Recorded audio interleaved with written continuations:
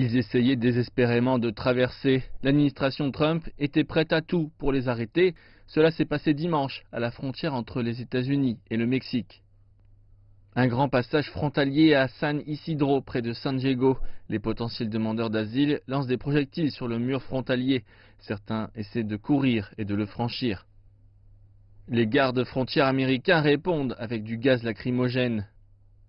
Et les voitures étaient bloquées sur plusieurs kilomètres alors que des officiels fermaient ce passage animé. Washington refuse de céder et défend sa réponse. La secrétaire à la sécurité intérieure, Kristen Nielsen, a tweeté que son département ne tolérera pas ce type d'anarchie, qu'il n'hésitera pas à fermer les points d'entrée pour des raisons de sécurité.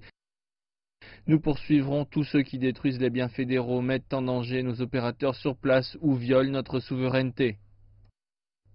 Le président américain Donald Trump a été lui-même plus direct en ajoutant « Le Mexique doit renvoyer dans leur pays ces migrants dont de nombreux sont des criminels au cœur de pierre.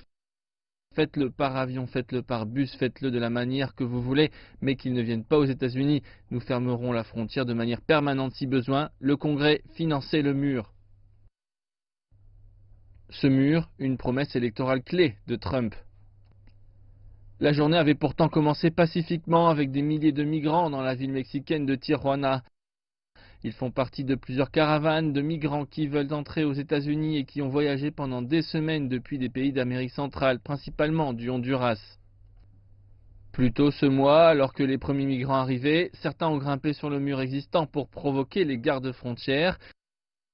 Les officiels avaient fermé le passage quand ils ont installé des fils barbelés et des blocs de béton pour que la frontière soit plus difficile à franchir. Et aujourd'hui, de nombreuses personnes au Mexique seraient de plus en plus hostiles vis-à-vis de la présence des migrants. Des rapports soulignent des combats avec des locaux et des troubles avec la police. Le gouvernement mexicain dit que plus de 30 migrants ont été arrêtés ce week-end et il promet de renvoyer ceux qui ont essayé de se ruer vers la frontière américaine. Les officiels mexicains disent avoir renvoyé plus de 11 000 migrants chez eux au cours du mois dernier et ajoutent que les déportations totales vers l'Amérique centrale sur l'année devraient atteindre les 100 000 personnes. Mais les migrants continuent d'arriver, ils disent qu'ils n'ont nulle part où aller et ils supplient les États-Unis de les laisser entrer.